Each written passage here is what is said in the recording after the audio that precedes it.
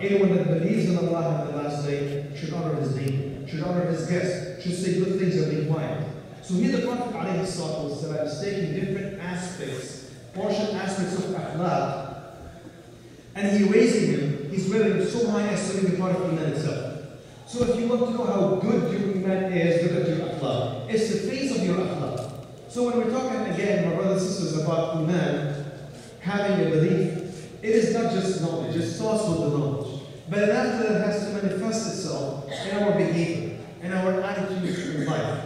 That's the way we would earn the success in this life and the hereafter. We ask Allah subhanahu wa ta'ala to help us benefit from the guidance. We ask Allah subhanahu wa ta'ala to give us perseverance in this life and the next. Walhamdulillah rabbil alameen wa jazakumullah.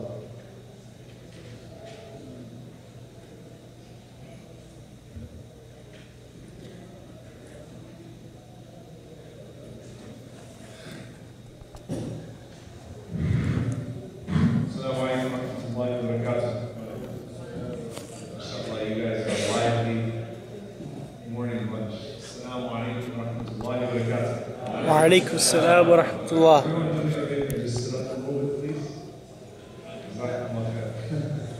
not going to make you stretch. Whenever I do the all-day seminar or something like that, I make everyone stretch. I'll even make the guys do push-ups sometimes. We're not going to do that today.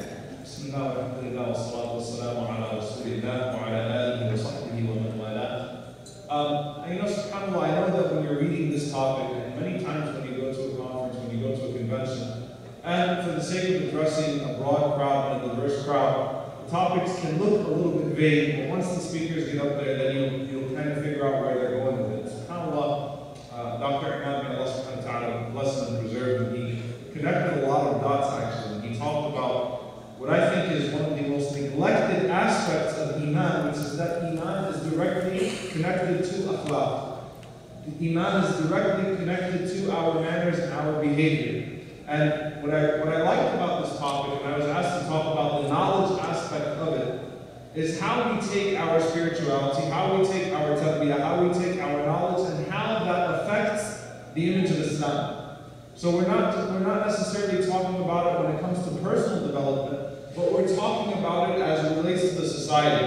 There's a very beautiful ayah in the Quran, as many of us know, and it can subhanAllah apply to many different things. إِنَّ اللَّهَ لَا يُغَيِّرُ مَا بِقَوْمٍ حَتَّى يُغَيِّرُوا مَا بِأَنفُسِهِمْ. That Allah subhanahu wa ta'ala does not change the condition of a people until they change that which is within themselves. And this ayah, you can apply it to so many different aspects. So you can apply it obviously to a societal aspect. You know, كَمَا تَكُونُ تُوَلُّ عَلَيْكُمْ. That as you are, you will have on top of you. Your ruler will have some characteristics like you. So if a group of people changes their behavior and comes closer to Allah subhanahu wa ta'ala, then Allah subhanahu wa ta'ala will change their situation. So you'll see scholars talking about it that way.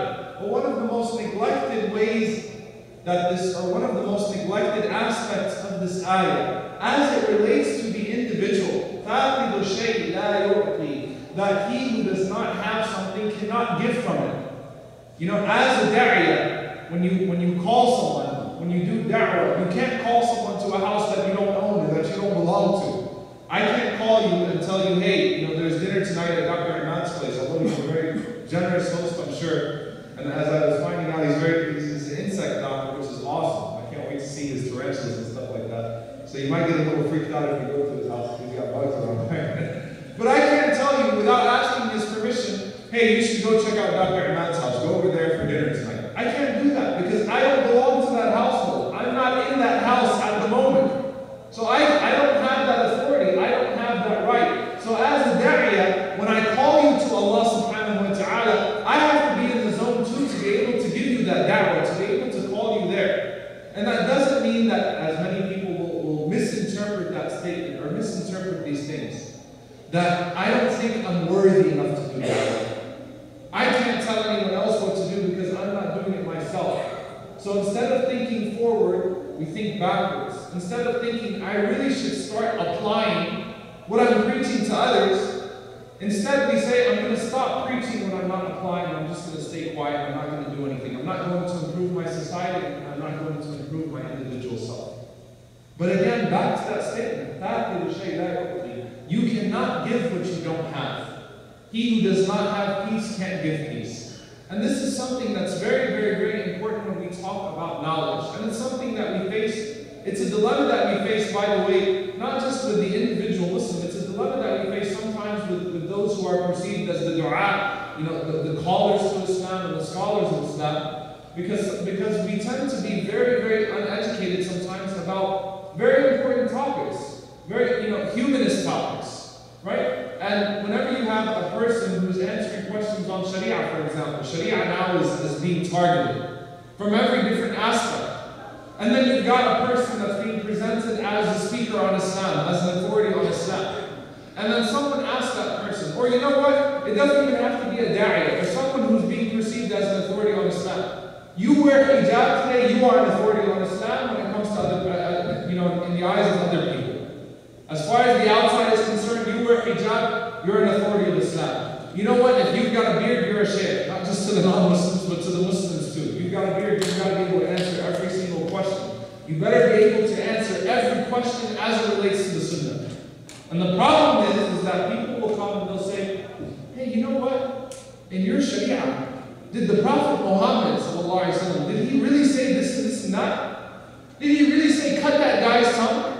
And you don't have the background to say he was using an expression back then, sallallahu alaihi wasallam. When you say cut the tongue of a poet, you mean pay the man so he'll shut up. Right? You don't know that. So you say, yeah, I think he did say that. Yeah, he did. Your prophet was this, your prophet was that. Your Sharia says this, your Sharia says that. And subhanAllah, because you don't know how to answer the question, the person on the outside thinks what? He thinks Islam doesn't have the answer.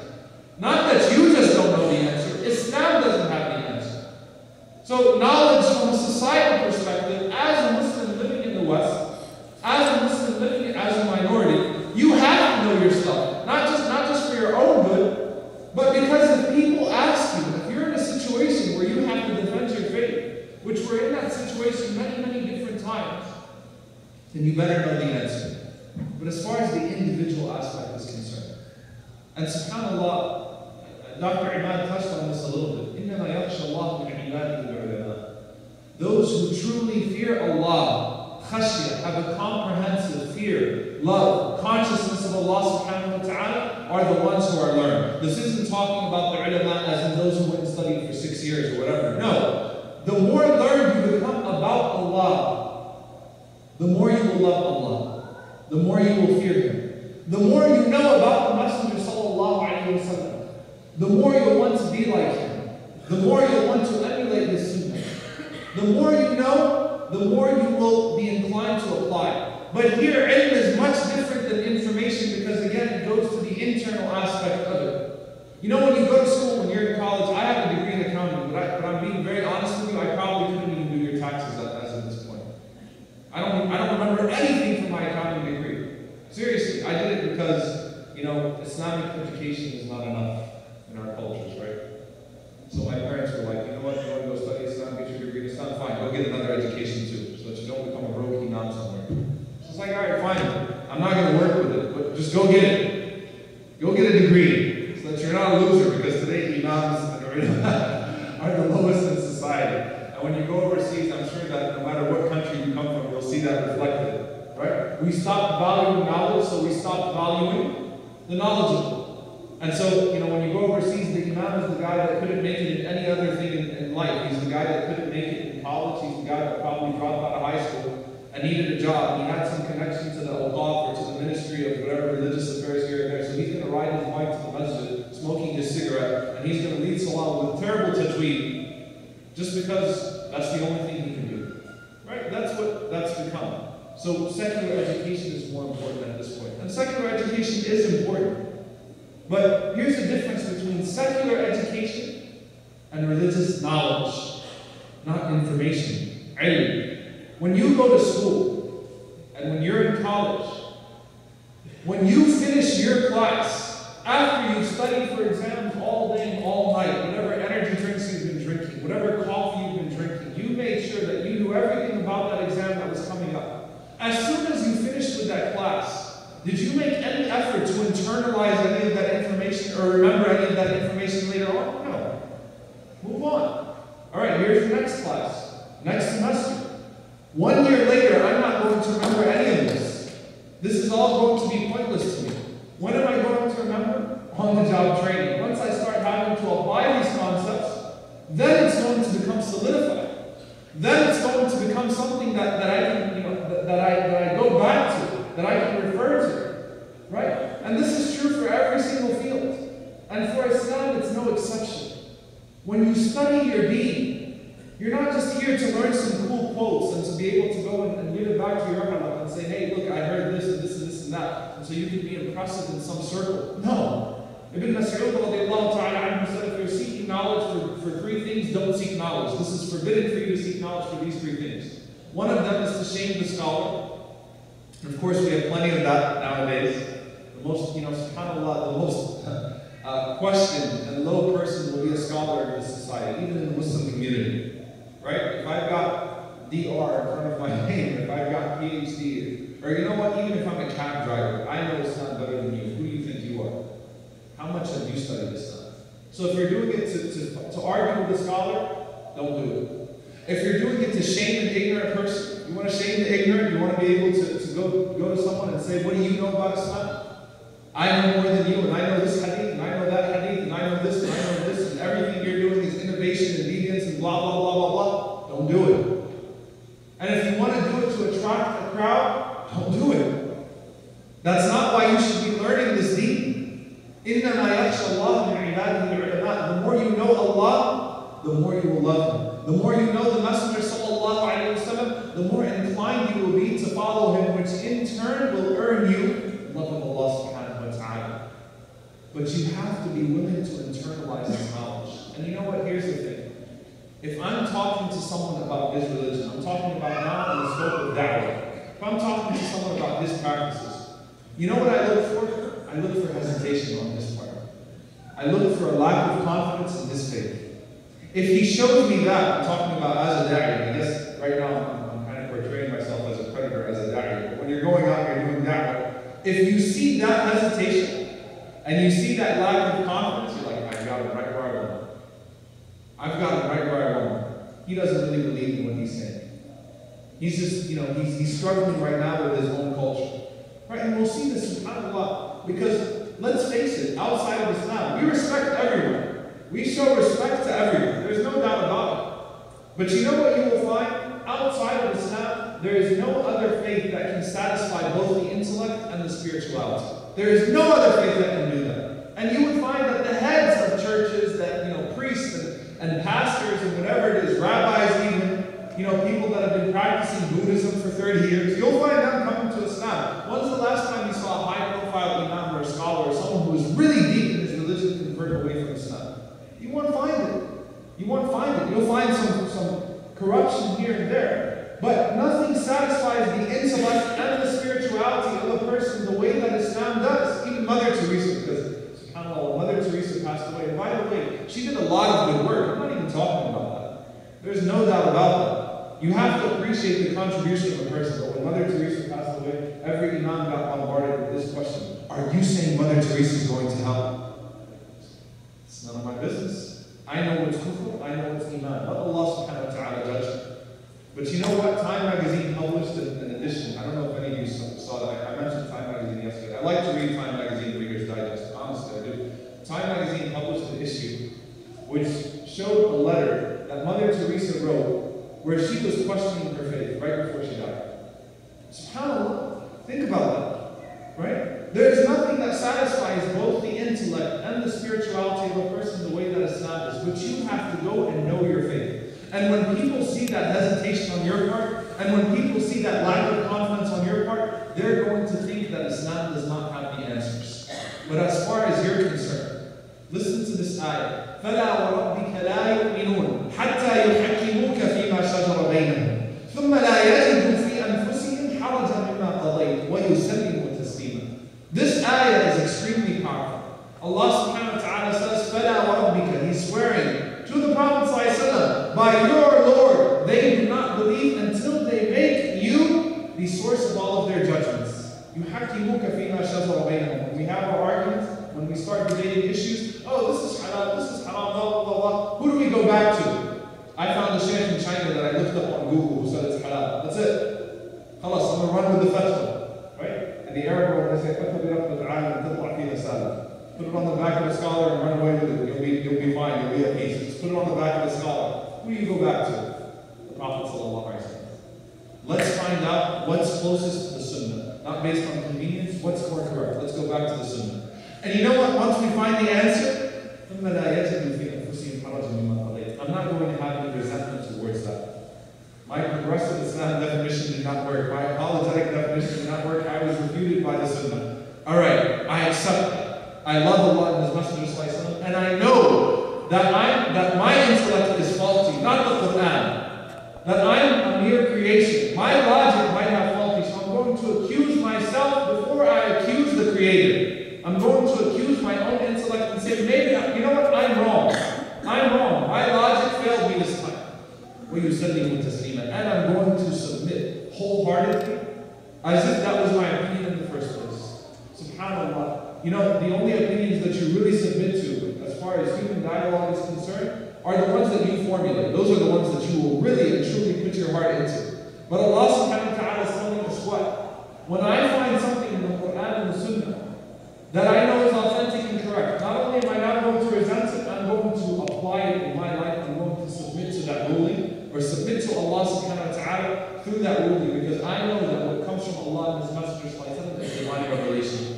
Ironically, where does this ayah come in? Which surah? Any kafad here? What's the most problematic surah in the Quran? The one that we always have issues with. Surah An-Nisa. Ironically, in Surah An-Nisa, the one where you always have that ayah. I hope it doesn't come up in an interfaith dialogue. I hope that one doesn't come up in a discussion. You really have to talk about that one. This is where the ayah comes. This is belief. I'm confident. I've internalized what Allah and the Messenger told me. Therefore, I reflect that in my actions, in my deeds. And you know what? If someone comes to me questioning my faith, I'm not always going to be defensive. You know, subhanAllah, all of the pamphlets that we'll put out and the articles that are written, it's all defensive. It's all apologetic. The role of women in Islam, the role of terrorism in Islam, right? Or the non-role of terrorism in Islam. I'm sorry. Everyone scratch that. All the cameras, make sure you edit that part out. Right? Terrorism in Islam. Oh, we're not terrorists. Oh, please. You know, we admire our women. Please don't attack us. Please accept us. Please, please, please. Oh no, we don't have a problem with homosexuality. It's all good. Leave us alone, please. You know, Islam is peaceful and these types of things. And yes, Islam is peaceful. And yes, Islam has an answer to terrorism. And yes, Islam honors and puts the woman in a status that no other religion gives her and no other society gives her. But you know what? Why are we resorting to that type of behavior? Why are we resorting to that in the first place? It reflects a defeated mentality. It reflects a person who's not confident with his faith, or a community that's not comfortable with its faith and that has to try to customize it so that it can be comfortable for everybody else. We don't have to do that. We have the haqq. Allah subhanahu wa ta'ala set us the haqq, you know, truth against falsehood. It's as simple as that, with showing respect to everyone. And I have to be able to internalize that knowledge. And you know what internalizing that knowledge is? I'll just finish with a few things. Having a lot of knowledge is not necessarily the solution, because you know what? There are people that are very well read, but because they're very well read, it came back against them. Because when they read to look for loopholes. They read to look for ways to make the faith more comfortable for everybody else, to play around with the revelation. But you know what? It's as simple as this. This is a very beautiful narration from Anas ibn Malik radiallahu ta'ala. He says that one day we were sitting with the Prophet sallallahu alayhi wa sallam. This is in the Bukhari, Nasai, Ahmad, authentic hadith. And the Prophet sallallahu alayhi wa sallam was reclined. And this Bedouin man comes up. He brings his camel inside and he ties it to a pillar. He walks up to the Prophet sallallahu alayhi wa sallam. By the way, Bedouins don't have the whole, you know, hi, how are you, sir? How can I help you? They don't have the sweet talk. Right? They didn't have all that. They're straight to the point. If you read Rajul al-Arabi in the Sunnah or in the Hadith, this guy is straight to the point. He's going to come to you, he's not going to beat around the bush. He's going to ask you what he wants to ask you. And so he walks and he says, where is the son of Abdul Muttalib? He's talking about the Prophet ﷺ. The Prophet ﷺ said, I am He said, look, I'm going to ask you some questions. Don't get upset. Because they're going to be hard questions, okay? Okay, go ahead and ask. He said, من الذي سبحان الله من الذي خلق السماء? Who is the one who created the heavens? He said, Allah.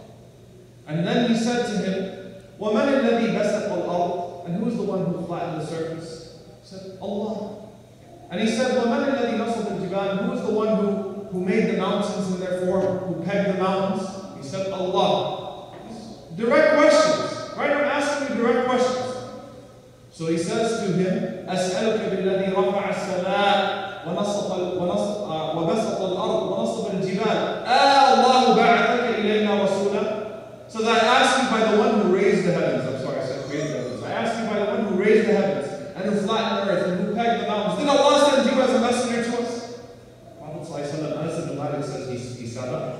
He said, Allahumma na'am.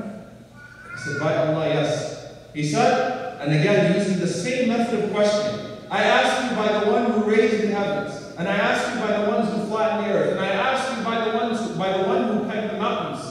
Did Allah command you to command us to pray 5 times a day? He said yes. And he asked him the same about all of the 5 pillars.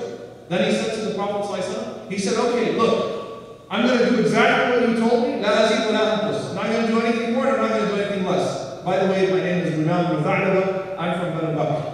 Bye. It's not my name. Goes back, gets on his camel. Anas ibn Malik says he was in such a rush, he jumped on his camel and he tied his camel to the peg, and he didn't even bother to untie it. He just went off with it and it just ripped off. No beating around the bush. Now here's the thing. Imam ibn Tha'laba was a Bedouin. He went to Wadi Nu'man, the valley of Nu'man, his tribe of Banu Bakr. Anas ibn Malik, radiyallahu ta'ala anhu, he says that by the time the sun set that day, everyone in Wadi Nu'man had accepted Islam. That same day, he went back to his people and said, look, this is the Prophet, this is what Allah subhanahu wa ta'ala did. Any questions? This is what we have to do? No. My religion is your religion. Please. That's it. He was confident. He was confident in his faith. He didn't know much.